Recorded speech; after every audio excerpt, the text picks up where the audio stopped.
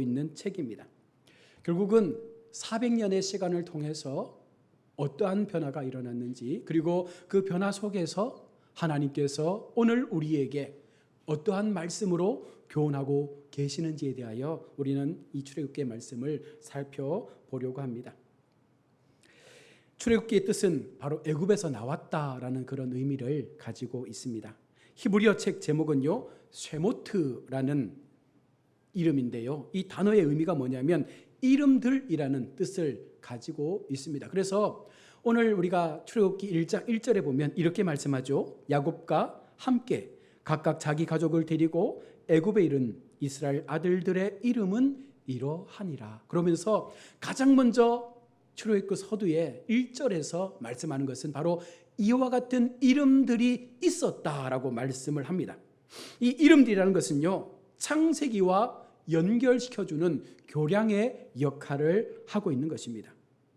이름 속에는요, 의미가 있는데요, 먼저는 출애굽을 감당할 선민 이스라엘 백성이 언약의 12지파인 그 아들로부터 나왔기 때문에 그 언약이 계속해서 지속되어진다라는 말씀을 우리 가운데 전하고 있는 것입니다. 또 하나는 이들에게 주어진 하나님의 언약이 후손들에게도 계승되어진다라는 것을 약속을 통하여 우리 가운데 말씀하죠. 그래서 하나님의 약속이라는 것은 이 구약의 처음 출발부터 시작해서 오늘 이 시간까지 계속적으로 이 약속은 변함없이 우리의 삶을 통해서 증거되고 나타나고 있다라는 그와 같은 확신을 주는 것입니다.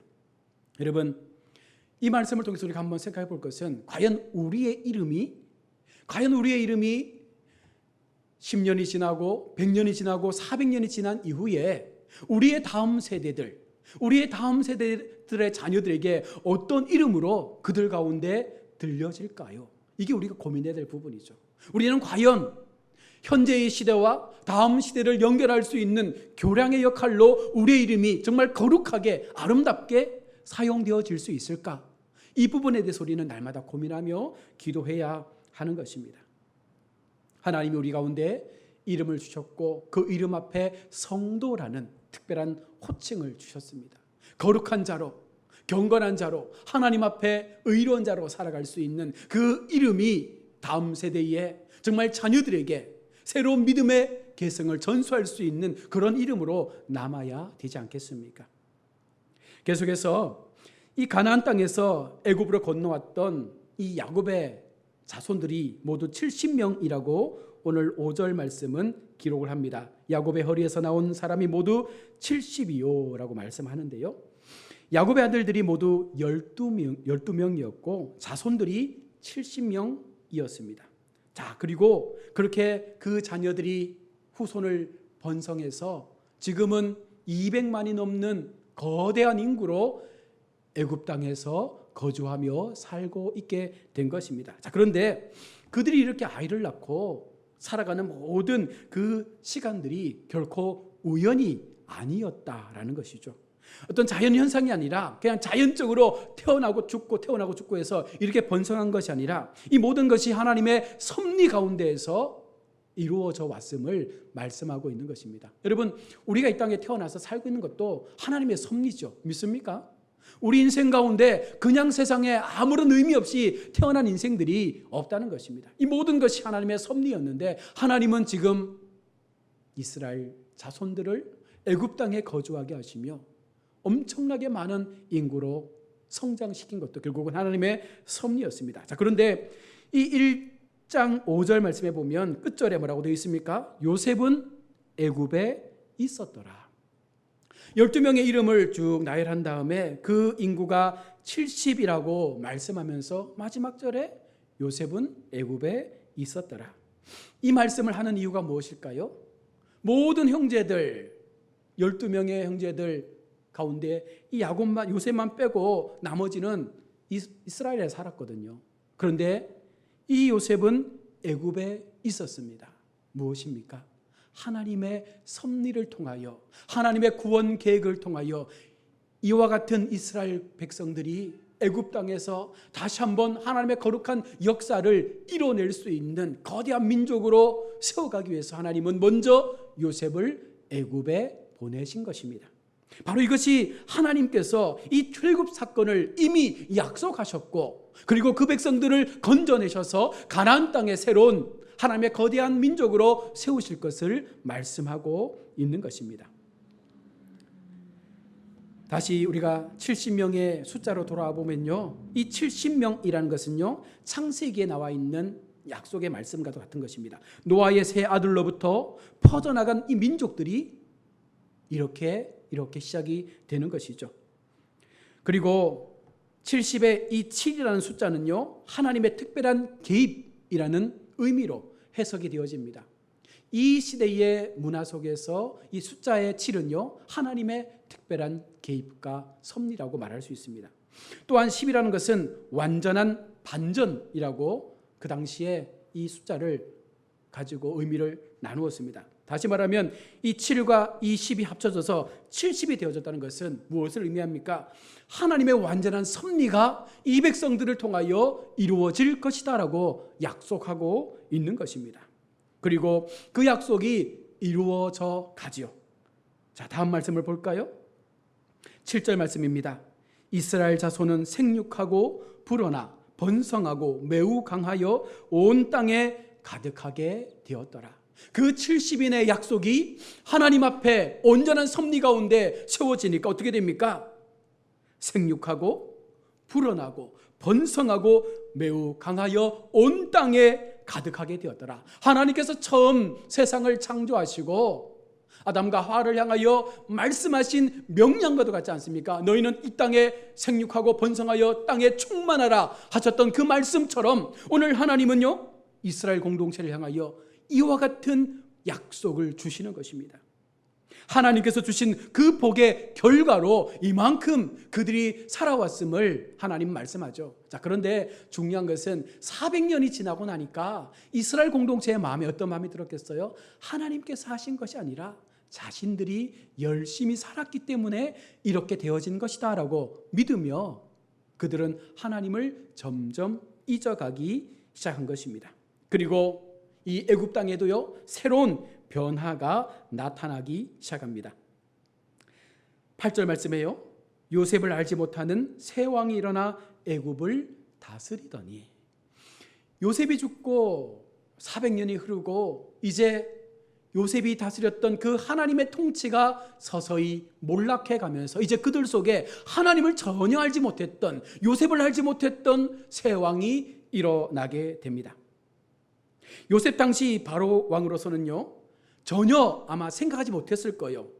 소수의 이스라엘 민족이 그냥 애굽 땅에서 그냥 저렇게 약한 소수 민족으로 살아남을 줄 알았는데 시간이 흘러가면 흘러갈수록 어떻게 되는 거예요? 그들이 너무나 강력하게 그 인구의 숫자가 늘어나게 됨을 보면서 이 바로 왕의 마음에는요, 불안한 마음이 생겨나게 되는 것입니다. 그래서 10절에 말씀하죠. 자, 우리가 그들에게 대하여 지혜롭게 하자. 두렵건대 그들이 더 많게 되면 전쟁이 일어날 때에 우리 대적과 합하여 우리와 싸우고 이 땅에서 나갈까 하노라. 바로의 마음에는요, 이 백성이 강하여져서 혹시라도 다른 나라와 전쟁을 하게 될 때에 이 백성들이 그 나라 군대와 연합해서 우리를 침범할까 두려워하며 이들을 이제 철저하게 눌러야겠다라는 마음을 가지고 정책을 펼치게 되는 것이죠. 그래서 새로운 변화의 바람이 애굽 땅 가운데 불기 시작합니다. 여러분, 이 세상에서의 삶도 똑같습니다. 우리가 하나님의 백성으로 살아갈 때에 우리가 세상보다 강하여지거나 세상보다 더 많은 숫자적 부흥을 통해서 이 세상을 다스리게 되면, 점령하게 되면 세상의 왕들은요, 우리를 어떻게 할까요? 밀어내려고 하죠. 우리가 더 이상 자라나지 못하도록 우리를 압박해서 막으려고 하지 않습니까? 오늘날 우리 현대 정치를 보십시오. 기독교가 강하면 강하여질수록 새로운 정치인들이 일어나서 그 기독교를 핍박하고 박해하기 위해서 여러 가지 많은 법안들을 만들어내는 것처럼 이 애굽의 시대에 그렇게 이스라엘 공동체가 성장하는 모습을 보면서 애굽 왕은 이들을 더 이상 성장하지 못하도록 막기 위한 조치를 단행하게 되는 것입니다. 그리고 10절 말씀입니다. 이 10절의 말씀은요, 이제 어떻게 우리가 이스라엘 백성들을 막아야 되는가, 이 명분을 제시해 주고 있는 말씀이죠. 그들이 커져서 우리의 대적이 되어지면 우리의 전쟁의 상대가 되어지기 때문에 이것은 반드시 막아야 될 것이다 라고 말하면서 지금 바로왕은요, 새로운 정책을 펼치게 됩니다. 그래서 애굽의 정부가 내린 결정이 무엇입니까? 사람들에게 국고성, 비돔과 라암셋을 건축하게 해서 그 인구를 줄여보려고 한 것입니다. 11절에 감독들을 그들을 위해 세우고 그들에게 무거운 짐을 지워 괴롭게 하여 그들에게 바로를 위하여 국고성, 비돔과 라암셋을 건축하게 하니라. 그러니까 강력한 노동을 시키면 이 사람들이 지쳐서 자녀를 놓지 못할 거다라는 그 마음을 가지고 열심히 강제 노역을 시키는 것입니다. 1장 13절에 보시면 이스라엘 자손에게 이를 엄하게 시켜라고 말씀했는데요, 이 엄하게라는 히브리어는 파레크라는 단어입니다. 이 파레크는요, 가혹하게, 엄중하게 강제 노역을 시켰다라는 그런 의미죠. 우리가 일제강점기 때에 많은 젊은 청년들이 징병되어져서 광부로서 또 전쟁터에서 비참하게 살았던 그 인생처럼 지금 애굽 정부가 이스라엘 백성들을 그렇게 강력하게 압박하면서 강제 노역을 시키고 있는 것입니다. 또한 1장 14절에 어려운 노동으로 그들의 생활을 괴롭게 하니 곧 흙이기와 벽돌 굽기와 농사의 여러 가지 일이라. 그 시키는 일이 모두 엄하였더라. 여러분, 이스라엘 백성들이 애굽 땅에서 무엇하며 살았습니까? 그들의 삶의 기반이 뭐였습니까? 목축업이었거든요. 그런데 오늘 이들에게 건축을 맡기고 있는 것입니다. 막노동을 맡기는 거예요. 그러면서 그들에게 농사일을 또한 맡기고 있는 것입니다. 이 말은 달리 이야기하면 그들의 정체성을 완전히 바꿔놓겠다라는 민족 정신 말살의 어떤 그런 의미를 담고 그들을 철저하게 애굽의 문화의 방식대로 훈련시키고 그들을 노동시킴으로 인해서 그들의 사고가 변화될 수 있도록 그 민족의 혼을 바꾸는 그런 노력을 하고 있는 것이죠. 앞서 말했던 것처럼 일제강점기 때에 일본이 했던 것이 무엇입니까? 우리의 민족 정신을 말살하는 거였잖아요. 왜? 그 정신이 무너져야 완전히 일본화 되어버리기 때문에 지금 애굽에서도요, 그들을 애굽화시키기 위해서 그들이 가졌던 이 목초급을 다 없애버리고 농사를 짓게 함으로 이제는 애굽의 완전한 사람들로 끌어들이기 위해서 노동을 맡기고 농사를 맡기면서 그들이 행했던 모든 목축들을 사라지게 한 것입니다. 자, 그런데 중요한 것은 14절에 어려운 노동으로 그들이 생활이 괴롭게 하니 곧 흙이기와 벽돌 굽기와 농사 여러 가지 일이라. 그 시키는 일을 모두 엄히 하였는데, 자, 중요한 것은 여기까지가 애굽왕이 할 수 있는 어떤 최선의 노력이었잖아요. 자, 그런데 하나님께서는 이 이야기를 하고 난 이후에 갑자기 15절에서 애굽왕이 히브리 산파 시브라라는 사람과 부하라하는 사람에게 말하여라고 하면서 산파의 이야기로 넘어가게 됩니다. 자, 이렇게 했음에도 불구하고 어떻게 된 거예요? 12절의 말씀을 보세요. 그러나 학대를 받을수록 더욱 번성하여 퍼져나가니 애굽 사람이 이스라엘 자손으로 말미암아 근심하여. 학대했는데 계속해서 그들의 정신을 말살시키며 무언가 그들을 좀 더 강압적으로 눌렀는데 오히려 어떻게 됐다는 것입니까? 더 왕성해지는 것입니다.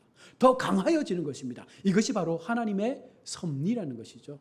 우리가 세상을 살아가면서 하나님의 마음을 가지고 하나님의 뜻을 위하여 살아가게 될 때에 세상의 사람들이 우리를 핍박하고 우리를 압제하지만 하나님이 일하시면 그와 같은 상황 속에서도 훨씬 더 우리의 삶은 어떻게 될까요? 윤택해질 수 있는 것입니다. 이것을 우리가 하나님을 믿는 믿음이라고 말하는 것입니다. 세상 사람들은 이해할 수 없죠. 저렇게 압박하는데 저렇게 코너로 몰아서 정말 빠져나올 수 없을 정도로 절박하게 만들어버리는데 오히려 더 잘 되는 것입니다. 오히려 더 흥황하는 것입니다. 이게 하나님께서 역사하시는 하나님의 섭리의 이야기인 줄로 믿습니다. 그래서 더 이상 이런 상태로는 할 수 없겠다 싶어서 그들이 정책을 다시금 펼치게 되는데요. 첫 번째 정책이 무엇입니까? 중노동으로 인해서 출산을 억제하는 거였는데 이것은 실패했잖아요.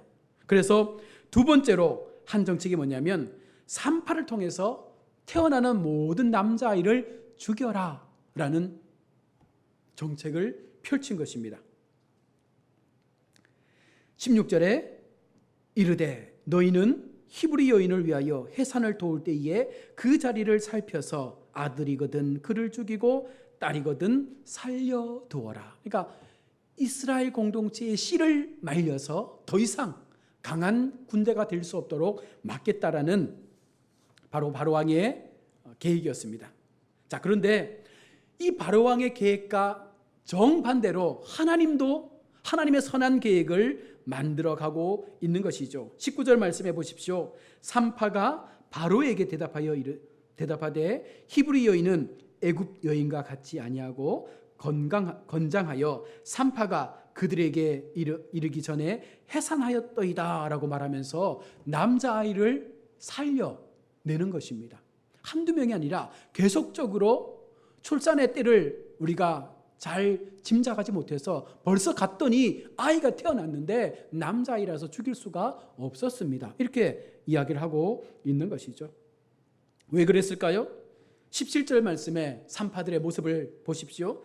그러나 산파들이 하나님을 두려워하여 애굽 왕의 명령을 어기고 아기들을 살린지라. 산파들의 마음속에 무엇이 있었습니까? 하나님을 두려워하는 마음. 이 마음은 다시 말하면 하나님을 향한 그 믿음이 산파들에게 있었다는 것입니다. 하나님의 선한 계획은 무엇입니까? 산파들을 통하여 애굽 왕의 계획을 이루어낼 수 없도록 막아가시는, 어찌면 더 하나님의 계획이 능력 있고 강하다는 것을 그들 가운데 보여주고 있는 것이죠. 여러분, 그래서 우리가 하나님을 믿는 거예요. 그 능력 있는 하나님, 세상의 지혜가 우리를 막으려고 할 때에 하나님의 지혜는 그 지혜를 뛰어넘도록 하기 위해서 수많은 믿음의 사람들을 통해서 우리가 그 자리에서 일어날 수 있도록 도우시는 그 하나님의 능력이 오늘 우리 가운데 임하는 줄로 믿습니다. 자, 그렇게 했더니 산파들에게 어떤 일이 일어납니까? 1장 21절에 20절 21절 말씀입니다. 하나님께서 그 산파들에게 은혜를 베푸시니 그 백성은 번성하고 매우 강하여지니라. 하나님께서 은혜를 베푸시니 그 백성이 계속해서 더 강해지고 있는 것입니다. 그리고는 21절에서는요, 산파에게 복을 주시는데 그 산파들은 하나님을 경외하였으므로 하나님이 그들의 집안을 흥왕하게 하신지라. 여러분, 우리 가정이 사는 것, 우리 기업이 사는 것, 우리의 삶에 놀라운 부흥의 변화가 일어나는 것은요, 누구로부터 가능한 것입니까? 하나님으로부터 가능한 것이죠. 하나님을 경외하는 백성들에게 하나님께서 은혜를 베푸시니까 바로 그 집안이 흥왕하게 되는 것입니다. 우리가 이걸 믿고 살아야 되는 거예요. 세상의 권력과 힘을 믿는 것이 아니라 하나님의 약속을 믿고 그 약속의 삶을 살아가면 반드시 하나님께서 우리를 흥왕하게 하시는 줄로 믿습니다. 목숨 걸고 하나님을 경외해야 되죠. 산파들은 하나님 때문에 목숨을 걸었지 않습니까? 이 일이 잘못되면 어쩌면 바로의 군사들에게 목숨을 빼앗길 수 있습니다. 자, 그럼에도 산파들은요, 그 목숨을 두려워한 것이 아니라 하나님을 두려워하며 그의 삶을 하나님 앞에 맡겼던 것입니다. 그랬더니 하나님께서 복을 주신 것이죠. 자, 이렇게 해도 안 되니까 마지막 세 번째 계획을 바로가 발표하게 되는데요. 그게 무엇입니까?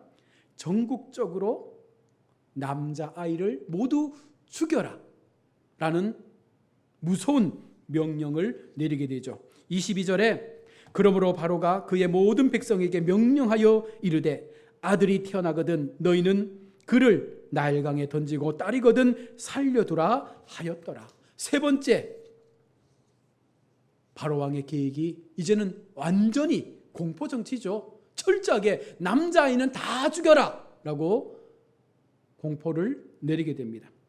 자, 그런데 중요한 것은요, 왜 애굽시대에 이런 왕의 명령이 가능할 수 있었을까? 어떻게 보면 인격적으로 이건 가능하지 않는 거지 않습니까? 요즘 시대 같으면 그렇게 만약에 대통령이 명령 내리면 폭도가 일어날 거예요. 그죠? 자, 그런데 이때 이런 일이 가능했던 것은 당시 왕의 명령은 신의 명령과도 같았던 신정주의 정치를 했기 때문에 가능했던 것이고요. 두 번째는 어린아이의 인격은 완전히 무시되었던 시대였기 때문에 어린아이 하나 죽는 것에 대해서 전혀 연연하지 않았습니다. 그리고 또 하나는요, 반감을 가졌던 노예 민족에게만 이 정책이 펼쳐졌기 때문에 애굽인들에게는 전혀 상관없는 정책이었거든요. 그러니까 다른 나라 민족들의 어린 아이를 죽이는 것에 대해서 애굽의 백성들은요 전혀 동요하지 않았던 것입니다. 그래서 바로 왕의 공포를 통해서 많은 어린 아이들이 나일강에 던져져 죽임을 당하게 되는 그런 안타까운 역사적 사건들을 우리가 보게 되는 것이죠. 여기까지가 출애굽기 1장의 말씀인데요. 이 말씀은요, 우리가 딱 잘라 말하면 세상 왕의 계획이 있는가 하면 하나님의 계획이 있습니다. 어떻게 보면 세상 왕의 계획이 더 강하고 힘이 있고 능력 있고 무언가 우리를 바꿀 수 있는 것처럼 보여지지만 오늘 말씀에서 보는 것처럼 하나님의 섭리, 하나님의 계획이 훨씬 더 세상 왕의 계획을 뛰어넘는 능력 있는 계획임을 우리는 분명 보게 되는 것입니다. 말씀을 정리해 볼까요? 출애굽기 1장에서 400년이 흐른 후에 하나님을 알지 못하는 새 왕이 일어납니다. 요셉을 알지 못했던 새 왕. 이 말씀은요, 오늘 우리에게 엄청나게 두려운 마음입니다. 왜냐하면 우리가 신앙적으로 잘못 살게 되면 세월이 지난 이후에 우리 자녀들이 하나님을 알지 못하는 자녀로 서게 되는 것입니다. 바른 믿음의 사람들, 바른 믿음의 이름을 가졌던 사람들이 요셉처럼 살지 못했더니 400년이 지난 이후에 그들 속에 하나님이란 존재가 사라지게 된 것입니다. 그리고 핍박이 일어나게 되는 것이죠. 우리가 이 신앙을 지키기 위해서 몸부림쳐야 우리 다음 세대가 더 거룩한 모습으로 하나님의 역사를 이뤄낼 수 있는 거룩함 앞에 세워지게 되는 것입니다. 또한 두 번째로 학대를 받을수록 이스라엘 백성은 어떻게 되었습니까? 더 번성했다는 것입니다. 이게 우리가 믿어야 될 믿음의 한 부분이죠. 세상적 방법으로 이해할 수 없고 세상적 가치로 생각할 수 없는 것이었지만 하나님께서 일하시고 하나님께서 역사하시고 하나님께서 우리의 삶 가운데 은혜로 다가오실 때 학대 가운데에서도 학대를 받으면 받을수록 훨씬 더 강하여지고 더 부흥하게 되는 그런 모습을 보게 된 것입니다. 끝으로 하나님은 산파들을 통해서 그들의 믿음을 통해서 하나님의 역사가 이루어져 갈 수 있도록 일하시고 계셨다는 것이죠. 여러분, 우리가 산파와 같은 믿음을 가지고 하나님 앞에 서야 되는 줄로 믿습니다. 내 마음 가운데 산파와 같은 믿음 주셔서 왕을 두려워하는 것이 아니라 세상을 두려워하는 것이 아니라 오직 하나님을 두려워하며 하나님의 약속을 믿고 하나님의 일을 할 때에 생명을 바쳐서라도 하나님을 위하여 일할 때 하나님께서 그 집안을 흥왕하게 하여 주시는 줄로 믿습니다. 이것이 오늘 출애굽기 1장을 통하여 보여주시는 하나님의 말씀이죠. 우리는 늘 세상을 살아가면서도 하나님을 잊고 살 때가 많습니다. 하나님을 믿는다고 하면서도 세상의 권위와 세상의 그 힘 앞에 너무 쉽게 하나님을 포기할 때가 많다는 것입니다. 우리는 그렇게 살아서는 안 됩니다. 하나님의 약속은 불변의 약속이기 때문에 내가 하나님의 약속에서 떠나지 않는 이상 하나님은 영원토록 우리와 함께하여 주심을 말씀하셨기에 그 약속 붙잡고 믿음으로 나아간다면 반드시 하나님께서 우리 인생 가운데 놀라운 구원의 은혜를 허락하여 주시고 우리의 모든 삶의 여정 속에 정말로 세상 사람들이 놀랄 흥왕하는 은혜의 역사를 베풀어 주실 줄로 믿습니다. 이것이 바른 이름을 가진 성도, 바른 믿음을 가진 성도, 하나님을 두려워하며 하나님 앞에 거룩함으로 세워진 성도가 누리게 될 복인 줄로 믿고 우리가 이 믿음의 삶으로 함께 걸어가시는 우리 모두가 될 수 있기를 주님의 이름으로 축원합니다. 아멘. 기도합니다.